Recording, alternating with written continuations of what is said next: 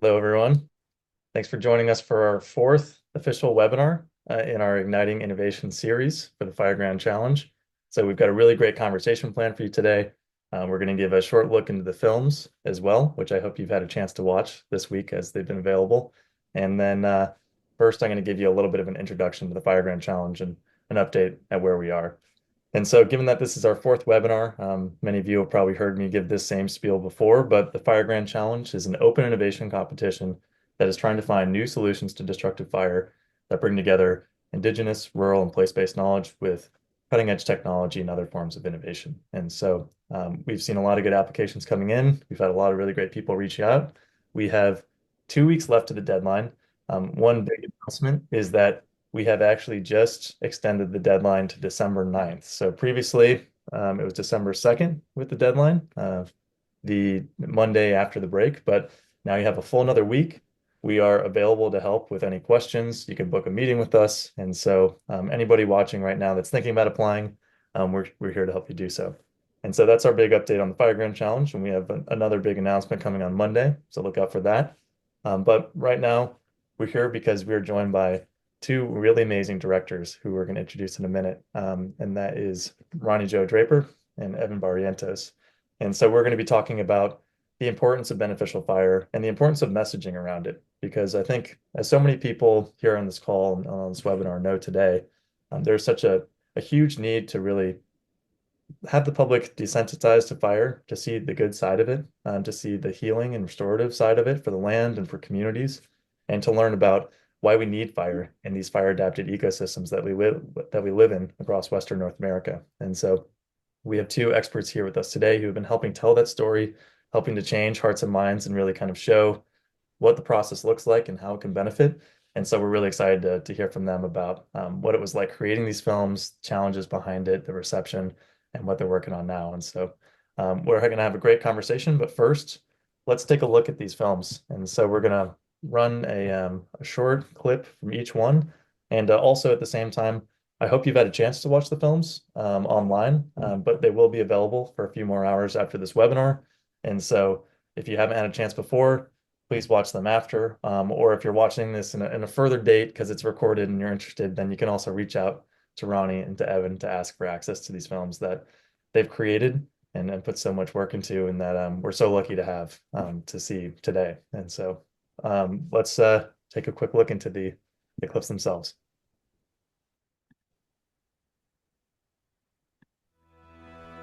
I believe that if we don't actively manage and work towards forest and landscape restoration, much of the landscape is at risk to change for a very long time. I feel a tremendous responsibility for this land. Our forests, we learned, were sick. The fire came in from the west. It came blazing in. Personally, the Cameron Peak fire was, well, of course, is an experience I'll never forget. We were really looking at where those locations could be, where we could potentially make a stand. And one of those projects was the Pingree Hill prescribed burn. And that burn, in conjunction with the efforts that were done on the Shambhala Mountain Center, really provided that first and fortunately last opportunity to catch the Cameron Peak fire. It's not a matter of if a wildfire is going to come through a lot of these places, it's a matter of when. It really comes down to our social acceptance of fire. Fire is a part of this landscape. Fire will be a part of this landscape. And it's really dependent on us, on how we perceive fire. This isn't just a problem for people who live in the mountains. Forest health affects everyone downstream. It's really where we have to head into the future if we want to continue to enjoy this landscape and live in this landscape.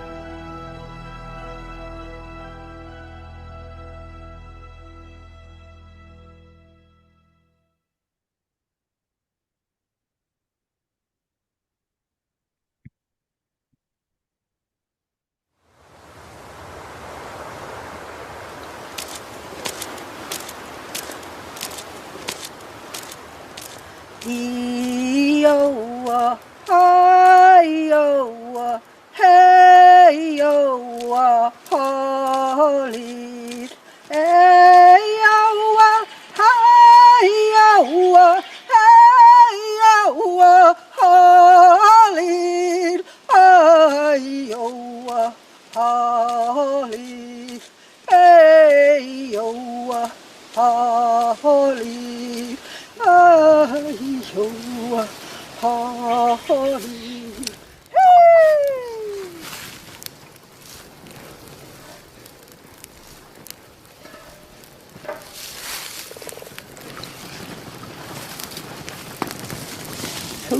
hear it crackling.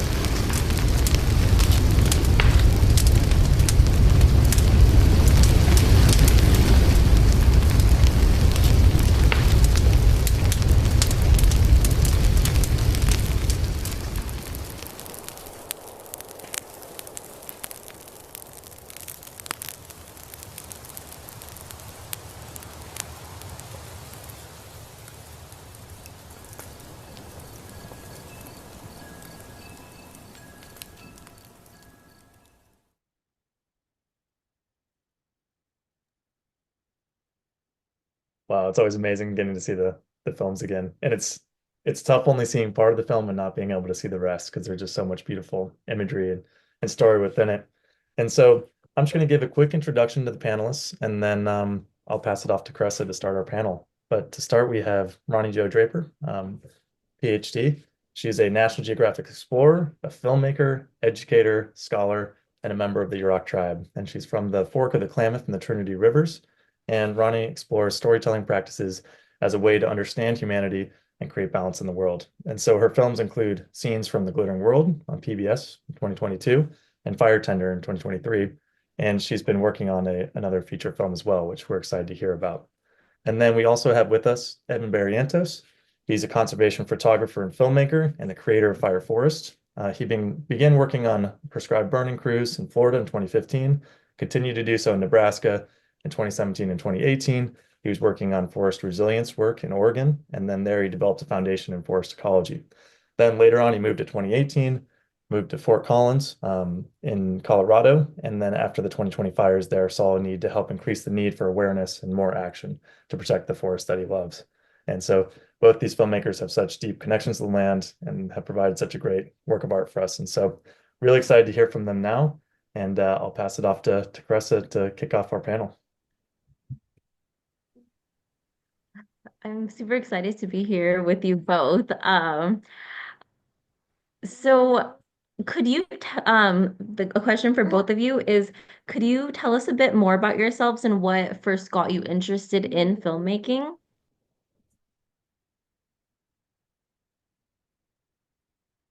I guess I'll go. So I am a Yurok tribal member, and I didn't begin my adult path life as a filmmaker. I am an educator and a teacher educator. I've worked in the field of preparing teachers. But then the opportunity came up to share this story because there was my co-director was already pursuing stories about women in wildland fire and came upon Margot and Elizabeth and their work in cultural fire. But my co-director, Marissa Lila, didn't feel like they could make this film without a Yurok person to help direct it. And so I came on the film and bing bang boom, I'm a filmmaker. So that's how I got involved. Incredible, an incredible journey you've had. Evan, if you'd like to, uh, Yeah.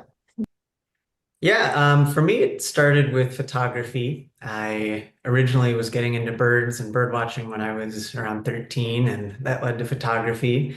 And for a few years, I was just taking photos of animals for fun. And then eventually, Canon introduced DSLRs that had video on them. So suddenly I had the ability to make videos.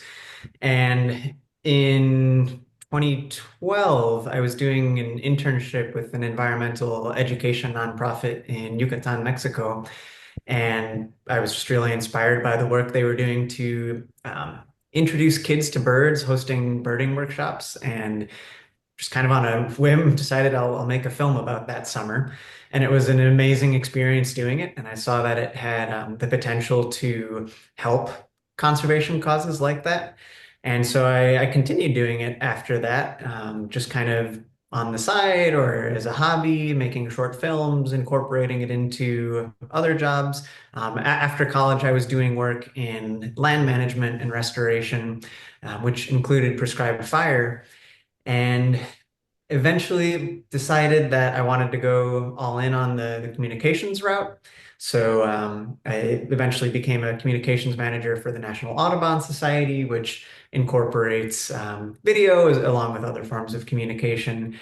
But with FireForest, this has been an independent project and saw a very important need, an urgent need to better explain fire. And so set out on what became almost a 4-year journey to make that film. Wow, I definitely see that interest in photography in the film with the incredible cinematography. Thank you. definitely. I think in both films, they're telling such a timely story, but they also cast it in such a hopeful light and present these really hopeful cases. And so I think that kind of matches with another trend in recent years of the growing awareness of the need for beneficial fire and to take action on it. But what barriers do you think are still facing beneficial fire and trying to scale up some of those practice and elevate that leadership that you guys exhibit in your films? And how do you think we can better communicate the need for fire to the broader public? And I'll kick it off to you, Ronnie. Well, I don't remember a time where I didn't know about beneficial fire. My father was a firelighter as a very young boy in the 1950s. He was being raised by his grandmother, who was a basket maker, and she would send him into the forest when she understood the time was right. And she would say, "Go up there and burn that hazel patch." And then he would grab his matches and hike up the hill and put fire on the ground. And so I've been aware of that my entire life. And so um, one of the things that, I don't know how heavy we want to get right from the get here, but one of the big barriers to placing fire down is white supremacy and the misunderstanding or, the lack of understanding or just the overall kind of ignorance of what Native peoples have known all along, that fire isn't just convenient or good for the forest, it's necessary for the forest. And when settlers came and they didn't understand that. And so was the initial hugest barrier to placing fire on the land. Yeah, I think it's so true. And have you seen reactions to your film that have kind of people expressing how they hadn't really thought about it that way and they're starting to actually see just how systemic a problem it really is? Yes, and that's why we really wanted to take it from a cultural perspective, that when indigenous peoples are burning for their cultural resources, for their life for their ceremony, um, reducing the risk of wildfire is an afterthought. That's the secondary benefit, a side effect. But the main effect is being able to have access to healthy food, clean water, abundant fish, medicines, places to do ceremony. All those sorts of things are the main effect. And I think that when I've shown the film, people have been surprised that Native peoples have had really a deep agricultural knowledge, and a knowledge of how to care for animals in the forest, a knowledge of how to care for oak trees, how to care for different plants. And that I think is surprising to folks. I think that we maybe have a sort of a notion of people who we describe as hunter-gatherers as just being people who willy-nilly wander through the forest and like hope they can find something to eat, rather than the idea that people who live in a location learn to understand that location so well that they can cultivate their food, they can cultivate spaces for animals to thrive, and that allows them to have an abundance of food and resources. And so yeah, things when I show the film, people are surprised because I think that they only think that this is going to be good for good, that fire will be good for mitigating large destructive fires, but they aren't aware of all the other benefits and the primary reasons why we would put fire on the land. Yeah, it's interesting that through the film you're really kind of it's kind of the largest story of all. You're helping rewrite that history for so many people who haven't really realized the full extent of the effect on the landscape that indigenous people have had for millennia. Right. It's really amazing. And that's something that I want to return to later in the conversation is like all the benefits and the social benefits and just seeing the kids there at the burns and just the joy involved in that too. But first I also want to give Evan a chance to respond to. Evan, I think that same question, what barriers stand in the way of beneficial fire today? I think it's interesting that your film, some of the people that you're talking to in the film, are coming from a different perspective. A lot of it's, business owners whose whole livelihoods are threatened in the same way by fire. And so, have you had reactions to the film that kind of have changed that perception as well? And what do you think as well about this broader question of how can we better communicate the need for beneficial fire? Yeah, so to answer the last part of the question first, I think Fire Tender is really kind of the example it's such a great film and it really does get at the core on the value and philosophical and spiritual level of why this is the right thing to do. So everyone should watch it if they haven't already. Coming from a little bit more of like a firefighting approach with Fire Forest. So I think what I hear in Colorado, people generally are becoming more aware of the beneficial nature of prescribed fire. I think we've made a lot of progress there, but I think the limiting factor now is a bit of a not in my backyardism, if you're familiar with that phrase, where people support it, but they still don't want it on their property. They're still afraid of it getting loose and damaging their property. So there's still a lot of barriers around like private landowners actually doing it or actually letting the Forest Service do it near their homes. So I think kind of the next steps in communication and storytelling should get at perception of risk. This and driving home the idea that there's always a risk of fire if you're living in a fire ecosystem. And if you're not ready for a prescribed fire, you're definitely not ready for a wildfire. So I think just people kind of need to pull the blinders off and realize that fire is going to come eventually, and you'd much rather have it during optimal conditions with the crew already there than on a wildfire with crazy winds. Um, Another thing, and then of course, there's a bunch of logistical challenges around laws and insurance, like some of these crews that being insured to do prescribed burning is a big challenge, especially if you're trying to do it privately, at least where I'm at. But going back to a little bit more of a philosophical level, I think there's a need for us to help people see fire as something more like a species than an inanimate object or a force of destruction. You know, when I think about fire, I've come to see it has a lot in common with things like bison or beavers or salmon. This is just one of those parts of the land that is so important in shaping it.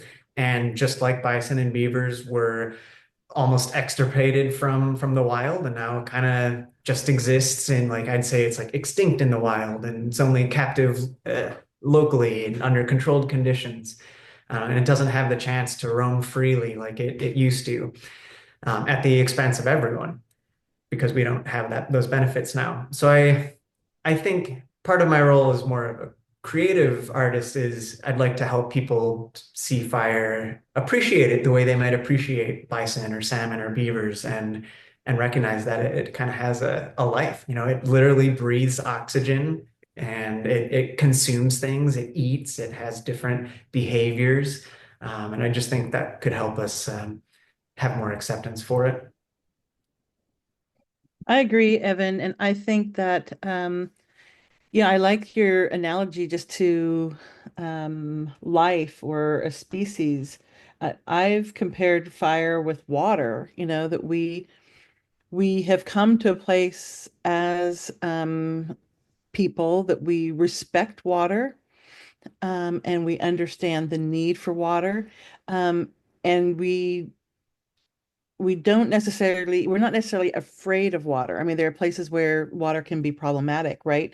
But water is really similar to fire. It's destructive also. If it's not dealt with in a proper way, it's very harmful to people of all ages. I'm zooming in from Yurok lands right now. There's a river, the Klamath River runs right through the middle of our lands, and there aren't any fences around it, to keep children out of the river. It can be seen as very dangerous, and yet we have a healthy respect for it, and we're not trying to say we need to free ourselves of water. We need to get water away from us, and that we maybe could live with fire in the same way that we live with water, and if we practice that as a community, as society. I'm so glad you made that comparison because a couple of years ago, a professor at University of Wyoming made a very, very similar one in pointing out that just like water, if you don't have enough water, you die. If you have too much water, you die. But we all need it. We need to exist somewhere in the middle, and fire is very similar. Obviously, too much fire, very bad, but no fire is also really bad. And we need people to understand it just the way like you're saying. Yeah. This is such a great discussion that we're having, or that you both are having here.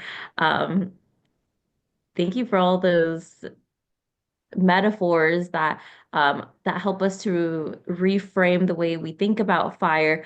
And that's a big part of the challenge um, is what it seeks to do is it seeks to reframe the way we think about fire to be good fire and to promote good uses of fire. So yeah, so that what your both of your perspectives are so powerful. Um, my going into the next question, we often have a perception of fire as dangerous and something that needs really tight control. But then in your film, there are kids right there helping to burn. Can you talk a little bit about that and the importance of involving community? Right. I mean, if you want adults who are comfortable with fire, get children involved with fire in age appropriate ways, right? You know, where you see the children at the fire, that is at the very end of the burn. The fire is coming, has come down. Um, the land, and we're just about ready to wrap up, and that's a good time to show children that we can do this, we can do it in a good way, we can do it in a safe way, we can do it in a way that helps the land, and we also can have children there at the very beginning of the fire, like when we're just starting the fire, and they can see, okay, we're starting, we're going to put the fire down. um, and the folks in this community and on Yurok lands often will have children there to help light the fire at the very beginning, especially if it's on land maybe that's where their home is or whatever. But that educates them, right? So now we've got these children who are interested in fire in a good way, and then they can grow up and teach their children. And so that is part of that re-education also, bringing children out to the land shortly after a fire to see how it is affecting the land, what's going on the land, is also important. I think, you know, the land has a relationship with fire. We need to also shift up our relationships with fire. And we all have a relationship with fire. We've had campfires, we like to burn a candle, whatever, but part of that is then extending our relationship with fire to to understand how it works on a landscape. Yeah, that's some really interesting kind of points to consider. And I'd be interested to hear from Evan too about kind of his contrasting experiences in coming into, working with fire and telling stories about it. And in terms of, Evan, you started in Florida with prescribed burning, kind of in the classic Western, United States method of, getting your red card and prescribed burn training. And you've seen some interesting different ecosystems as well. Florida, Nebraska, Oregon, kind of clear across the continent. And so, do you have any kind of thoughts on, how your own experience differed from what Roni's describing and, what she displayed in her film? Well, I wish I had grown up with that kind of understanding and connection to fire. And unfortunately, I think the vast majority of people in this country don't. We, so I was lucky in that I got to be on prescribed fires and then also go back and see what happens afterwards and work on those kinds of preserves. But I think a lot of what the big problem stems out of is that the vast majority of people either like they never see fire aside from like campfires, but they never see wildfire or forest fire or prairie fire. Just they never do. And the only interaction they get is overwhelmingly negative. It's on the news, it's social media, people reacting to wildfires, burning their homes, giant columns of smoke, giant tallest flames. And so the relationship is so negative, and the relationship overall has become so out of balance with how it should be. And when I introduce the film, when I'm screening it in person, that's often how I start, is by explaining that this is about our relationship with fire, that this is in order to fix the mega fire crisis is we have to fix our relationship with fire. And as I learn more, I occasionally see some like really great examples of where this isn't so much the case. Like I, in 2023, got to photograph a story in North Carolina about prescribed burning there and was just driving around amazed how much black there is in North Carolina. So much of that forest is being burned all the time there. And also like people, everyday private citizens, private landowners are going out there with just like informal groups, and burning without Nomex and specialized equipment. And so I was just kind of like, I didn't know that was possible to see people doing that. And hearing Rani describe um the way the culture is where her home is of kids being a part of this. It's really inspiring. It's good to know that this is possible. It can be done. And I don't know, just I guess it gives me hope to think that eventually we can spread it across places where it's a lot harder, like here where I am in Colorado. Yeah, the local high school has a fire class as part of their CTE courses, and young people can take classes. They can work toward their, whatever certifications they would like to begin obtaining. And then, we've been out here filming when a field trip from the high school shows up with, a handful of students who've been learning about fire and now are going to do some hand-on experiences with fire. So, if we can imagine every high school in the nation offering, even if it's just one semester of, um, prescribed fire training, that would probably go a long ways to helping communities understand and be prepared for putting fire down. Yeah, I think that's a really good point. I mean, it's kind of amazing that given how big a problem it is, that we're not actively having our kids engage with it in schools. You know, when you think about what you really need to learn and what really will prepare you in your community, then that's it. So it's that shouldn't be an exception by any Mhm. means. And I'm gonna pass to Cressa for the next question. Yeah, so were there any sensitive practices or pieces of knowledge that were meant to be kept private? If so, how did you handle these situations with respect?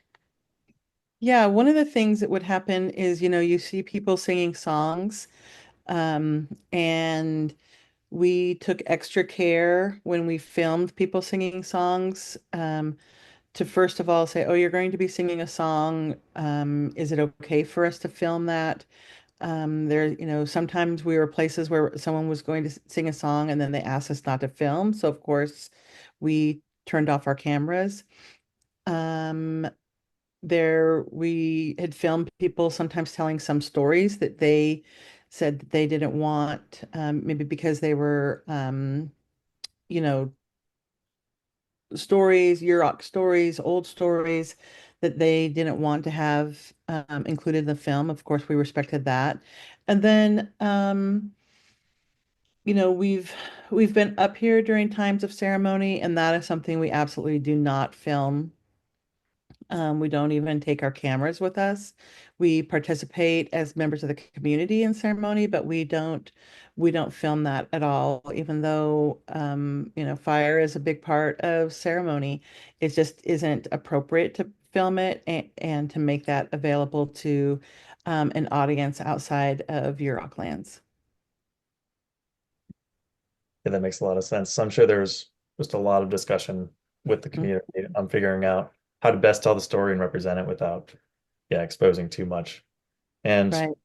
I'd love to hear some more stories too from you, just about all, you spent so much time out there, and I'm going to ask Evan the same question now. But I remember, Evan, in your film, there was a shot with the valley where it's, kind of the full forest cover that we kind of imagine from the West. And then you see it with the burn scar afterwards. And that really struck me. And so during your filming process, and Ronnie, I'll ask you this question too.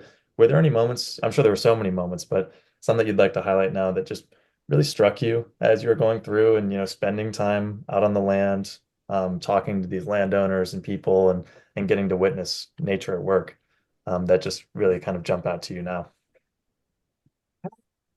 I guess one would be on one of my searches for fire effects and filming that when I went to an area that had been treated before the fire. And you see this in the film. There's some shots where it shows treated and untreated forest or thinned and unthinned forest that had burned. And then like actually seeing it for myself in person or on the drone screen. Oh, wow, that made a very big difference. That is clearly black outside of the thinned area and a lot better on the inside. So it was pretty exciting to go out there immediately or the year after the Cameron Peak fire and see what was there. I did a good bit of scouting and exploring to try to find those diverse fire effects. Because I wanted to show people that fire isn't inherently destructive, that there's a diversity of effects. So it was pretty exciting to go and find some of those mosaics or those lightly burned areas where just there were so many wildflowers the year afterwards. That was really amazing.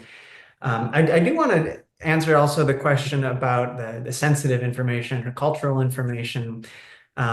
This was a tricky part in the film because I wanted to acknowledge that prescribed burning isn't a Western invention or a settler invention.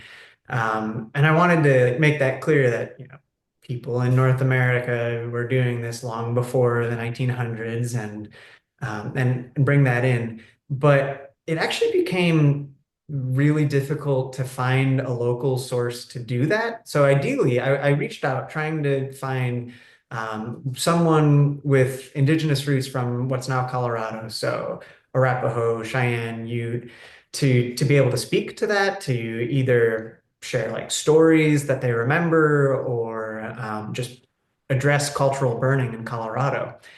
And I never was able to find someone to do that. And I looked a lot, and reached out to people from all of those different tribes, various like tribal relations people at Forest Service and TNC and some local groups, TNC meaning the Nature Conservancy.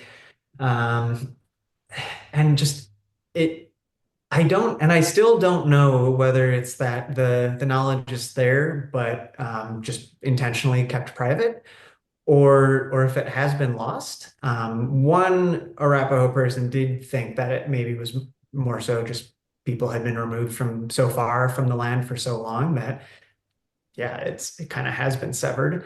But I still don't really know. And it was, I'm glad I did that, but it it was a challenge, and I wish I still don't really know going forward like how to say. But I do think it's important for other communicators on this call to remember that like it's what's true in one place or in one tribe isn't inherently true in everywhere, and we do need to check our assumptions before going out and making statements like people have been doing indigenous burning in Colorado for millennia because until I can find someone who actually can speak to that or at least know someone who knows someone, I need to be careful around saying that. So I didn't put it into the film. Ultimately, I didn't know whether it would be true. Mm-hmm. Yeah, and it's great that you did that. It's like doing your due diligence. And I've also lived in Colorado, Boulder, and during that time there were there were big fires, um and so there seems to be a need for good fire, the use of good fire on the landscape there. And so yeah, so I hope that, some better solutions, um, more collaborative solutions arise. And it seems like your film, it moves toward that. Well, I think that that idea of being, separated from knowledge, I mean, that's, part of the colonial project, right? Is to separate people from their knowledge, from their families, from their lands. And so, even there's loads of indigenous peoples who've been moved from their ancestral lands. Um, and and that is a sever of knowledge as well, because this knowledge of how to burn your lands is so local, that that you can maybe have knowledge of how to burn Yurok lands, but you can't then just transfer that knowledge to Colorado or Florida or Australia, because those lands are different. The forests are different, the weather is different. And so this is really particular localized knowledge. And so that when we removed people from their lands, then we separated from them from their knowledge as well. And so there's a lot tied into why that knowledge would be incomplete at this time. One of the things, going back to that idea of like what was like something that was surprising, or I was in awe of. I think that that scene in the film where we're with a field trip of children after the fire and they're running around finding um, hazel and wormwood, and then they ultimately find that soap root, and take it apart and make soap. Um, it was not lost on me that we were filming during a pandemic, and you can see that clearly in the film that people were using face masks and um, doing things to make sure that we weren't spreading a virus. Um, a- and so I think there's something really beautiful about how the burns make it possible to have this soap root available, and what it means to be able to wash your hands. And I don't know, I don't think I have actually the language to put in term, to use to explain my feelings around that. But I just thought that was something really beautiful, and how without fire that we're not able to care for ourselves in the most basic of ways that would allow us to thrive on the landscape. Yeah, I think that's a really good point. And when you say you talk about how specific this cultural knowledge is to its own sites and regions, I think that also kind of shows how important it is to not try to just take that knowledge and go apply it, but mainly to uplift the people who are doing it and the holders of that knowledge and to elevate their leadership rather than just trying to, cut and paste. Like I feel like so many practitioners who are looking for quick solutions often try to do. So that's a really good point to raise. Yeah, and that's actually one of the issues with the application of and popularization of TEK. And sorry, just with what Evan, I really appreciate what you did and what you shared with us, because I have this shirt from CU Boulder that shows the 48 traditional tribes of Colorado, and look at how many tribes, we see in Colorado today. And so there are a lot of people, like what Roni said, there are a lot of Native people who were removed from that landscape, and there are a lot of people to ask. Also, because there were 48, it is the homeland of 48 traditional tribes. So I'll pass it back to Liam. I think as you talk about Evan, trying to reach these people and having a hard time with it, and Ronnie talking about the importance of, these individual efforts. Uh, do you all have advice for aspiring filmmakers who are trying to tell their own stories or who see maybe in their own community now that there's important things going on and they'd also like to highlight it? I think you both come from different interesting backgrounds and maybe came to filmmaking through a non-traditional route. You didn't just move out to LA. So do you have any advice for anybody watching now or in the future? I think that I think that sometimes we are under the impression that we have to go far away, that the good stories are someplace else. That I've gotta go to some exotic romantic location to find my stories. But I think that when we do very, very local stories, when we study the local place, I mean, maybe this is sort of the even my indigenous values coming out, but when we look very locally and we focus locally on what's happening right around us, I think that we are really in a good position to tell important, valuable stories. Um, and and I think that sometimes our own daily lives can seem like they're maybe mundane or normal. Um, but upon closer examination, our lives and what's around us really are spectacular and interesting. And I think that those are fertile grounds for where we can find our stories and how we can go about telling our stories. I absolutely agree. I think doing local work is the most important, and there's it takes so much work. So if you can do it locally, it's just so much more feasible. I think very similar to that is you really have to care. You have to really be passionate about the story that you're working on because it's not going to be quick or easy. And if you're not really personally invested in it, once the initial excitement of starting something new wears off, you're going to burn out quick. And so, you can definitely get through a film if you just personally are truly passionate about it. But another bit of advice I'd say is finding a topic that other people care about. It was not very hard to get funding for this film or to get collaborators and partners bought in to participate or support it because there are a lot of people who care about this issue and cared about the specific story in Fire Forest. And I think a big element of success, especially in that, like, was not doing this in my full-time day job, and that I'm not like a big production company, but big element of success was that like this was serving a shared need that many different entities, organizations had. It was fulfilling a shared goal of demonstrating the potential payoff of proactive forest restoration. And that just got people on board. It made interest in using the film, which has been also really rewarding, just seeing it get used and shared and requested. Um, and so as part of that, so having something that serves many different groups and then working with them. So bringing them in at the early stages to conceive it, to plan it, bringing them in as participants so that this film, it featured different groups. It wasn't just all about one person or one group.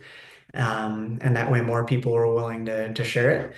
And then so co-creation and ultimately co-delivery, rollout, distribution was very helpful for success. So I highly recommend that. Yeah, I also high five everything that Evan just said. Like, you know, we're in the middle of filming our second film about fire, which is going to be a feature-length film. And we're here filming, and we are so excited. We're so passionate. We're so into it that we're even, we keep saying, well, what's our life going to be like when we're not doing this?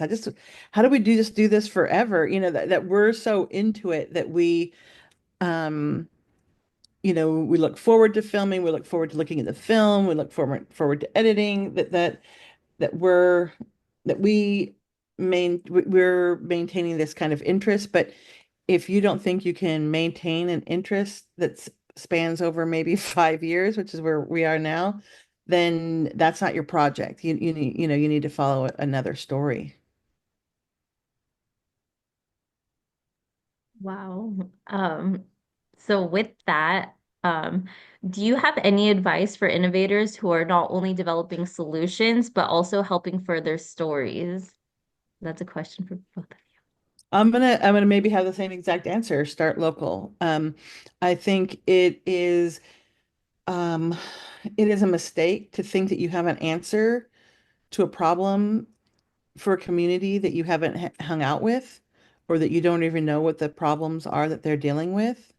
Um, John Dewey, the an American philosopher, said the person wearing the shoe is the most familiar with the problem with the shoe. It's not the cobbler. Um, and and so that we need to talk to the people who are in the community. What are their problems, rather than trying to come in with a solution looking for a problem. Um, and to understand, and I think this is a hard thing, I think, um, for colonizer, capitalist, patriarchal societies, is that you might innovate and find a solution that works along the Klamath corridor, and that innovation, that solution doesn't make as much sense in Florida, or it doesn't really make sense in Minnesota. And I think that when we embrace that, we're in a much better situation as well. So understanding that this solution is for this area, but it may not scale. It may not be able to, we may not be able to mass produce, or we've got now the solution to every fire problem. I just I don't think that mindset is healthy, partly because it's not true, but it doesn't serve communities. The only other thing I'd say for furthering stories, it's very basic advice, but you want, people want compelling emotion. They want good stories reach people at like the core of their heart, their shared values, over, very technical, factual explainers. Like there's a difference between an explainer and a story. And a big part of stories is having characters. So having good characters who can convey their perspective, their challenges, their journey, and ultimately their success. That's really important for a good story. So keeping that in mind when you're figuring out what to tell. And also just hope and positivity is really important in this theme of fires. There's a lot of stories about like devastation and destruction and combat, and those are definitely true and part of the story. But I just think we need new stories about fire and stories that show us as stewards and in good relationship with fire, and showing that there are things that we can do proactively. We're not just helpless victims or warriors, but there are things that we can do proactively as stewards to make a positive difference. I think that's all really great advice that I'm glad our innovators are able to see now during the open application period and later throughout the process too. And so I see we're starting to come towards the end of the hour, which is a shame because as I said earlier, I could watch your films all day, I could talk to you all day. We're really lucky to be able to talk to you here. But I think just as kind of a closing question, I'd love you to give you a platform just to say, anything else that, you're working on now or have coming up that you'd like to highlight for the audience or any other projects that you'd like to share or closing thoughts? We'd love just to hear more from you. Yeah, I'm working on a feature length film about fire. And I think this even goes to this question of like how you develop your story. Yeah, we're developing this story from a very Eurocentric perspective. And that's a story that we're able to tell, that we want to tell. And if if you're telling a story, I think, Evan's example is good. If you're not telling the story from an indigenous perspective, that's fine, but don't pretend that you are either. And don't pretend that you could have that perspective if that's not the perspective that you're carrying. Um, we need multiple stories to understand a situation. And so, um, having a lot of viewpoints and a lot of angles makes good sense. The story that we're working on is really looking at the healing power of fire, and so and those relationships with fire, so that we want to know. We're very interested in the relationship with between fire and water and fire and air and fire and land. And we're really looking at understanding that and revealing that. And um, so I hope that we're taking an even deeper dive into the relationship of fire and this culture and this way of living. And that's a very different kind of story than maybe somebody who is trying to tell a story about mitigating big fire, and that we need that. We need all of those stories so that we can have a well-rounded idea of life with fire. My closing thoughts would be first, thank you for this opportunity. Thank you for everyone who's here. Thanks, Ronnie, for the amazing film and work that you're doing. It's really exciting to hear the backstory of that. And finally, Fire Forest, the film is meant to be a tool for people who are actively working to increase forest restoration and help us form a better relationship with fire. So it's something that can be used by people and organizations who are trying to do that. There's a form to request it. Either I can maybe put that in the chat, or maybe we can follow up with it. But if anyone in this webinar is interested in screening or using Fire Forest to help build support for your organization or your work or just on community understanding, I hope you'll reach out. Thanks so much, Evan, Ronnie, and thank you both for your films. They've been inspiring to us, our team at Conservation Next Labs, to a lot of our partners too. And so we really appreciate that and you taking the time. And I think for anybody here today that hasn't seen the films yet, I think they'll be available for a few more hours after this event. with the details provided to access them.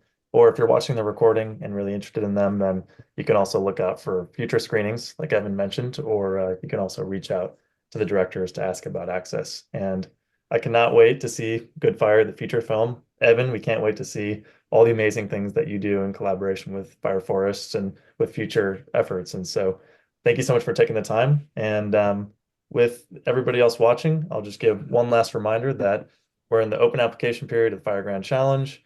We are promoting these different solutions and trying to bring support to you all that are working on these solutions. And so thanks for joining. If you have any questions about the application period, you can reach out to Caressa and I, and we're here to help. And so thanks for joining us for our last webinar of the Igniting Innovation series, and we'll be having more events throughout the challenge process. So Roni, Evan, thank you so much, and hope to talk to you again soon. Wakla, thank you. Thank you.